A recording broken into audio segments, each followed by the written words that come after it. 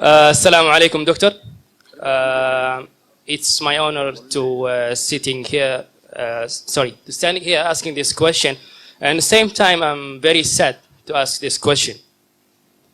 If the Qur'an is a book of the guidance, and the Islam is a religion of the knowledge and all this, then why we are Muslim as a nation, as a majority, we are standing in the back among the nations?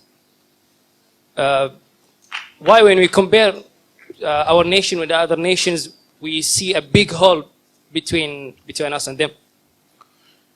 You was asked a very good question, very important question, very relevant question. That if Qur'an has so much of information regarding science, technology, it's a book of knowledge, book of guidance, then why are we Muslims backward? It's a very good question.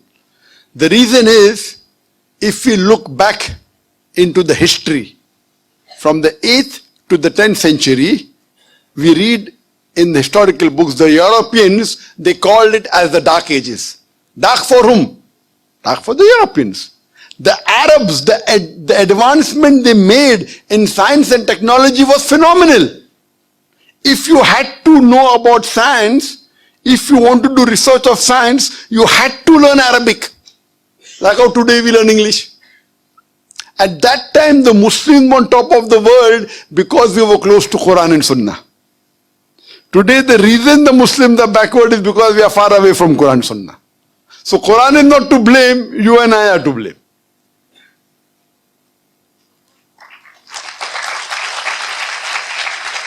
If you read in the books of history and books of science,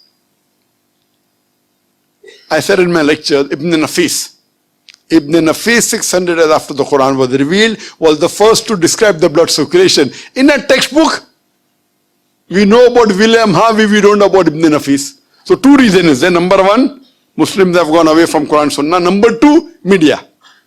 Media also plays a big role in it. In our textbook, in my school, I never heard about Ibn Nafis. After when I did research, I came to know. In my textbook was mentioned William Harvey. The first person who drew the world map of the world was Al-Idrusi. In 1154, he was a Muslim. Do you know the numbers that we have? 1, 2, 3, 4. What's it called? What's it called, 1, 2, 3, 4? What is it called? Say loudly.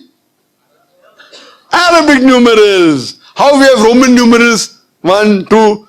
Arabic numeral, why? Because 0 was first introduced by the Indian. The Arabs took it up, put a decimal point, and we have the Arabic numerals. If you know about Al-Abthusi, he was the one who discovered the Pythagoras theorem, which we learn in school. We learn Pythagoras theorem, we don't know the name of Abthusi. The square of the hypotenuse is equal in a triangle. The square of the hypotenuse is equal to the sum of the other two sides of the triangle. Do you remember or you've forgotten? You remember, na? MashaAllah, good student. Who was the person who discovered it? Now you came to know, correct? Better late than never. Al-Abthusi, Muslim. Trigonometry, we learn trigonometry. Who is the main person of trigonometry? Al-Biruni.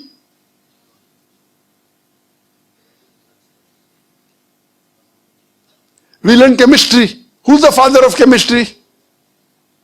We know Geber. It's not Geber, it is Jabir ibn Hayyan. They want to, change the name, westernize it, Geber. So Geber looks like a westerner, sounds like a westerner, correct? It is Jabir ibn Hayyan. He is the father of chemistry, wrote more than 200 pages, 2000 pages. He was the first to distill alcohol. Alcohol comes from the Arabic word al-gul. Alcohol is Arabic, al-gul meaning evil spirit.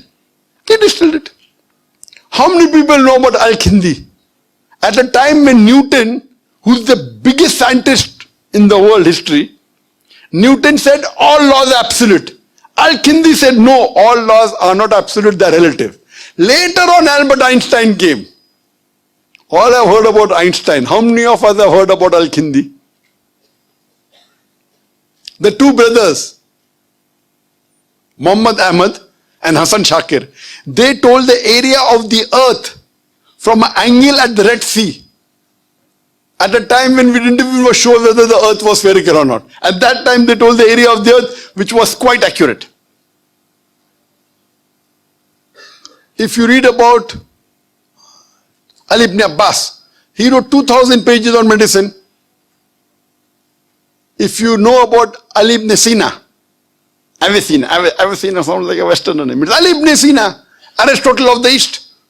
You can keep on giving examples. Muslims were on top of the world because we were close to Qur'an and Sunnah. Today, we are far away from the Qur'an and Sunnah.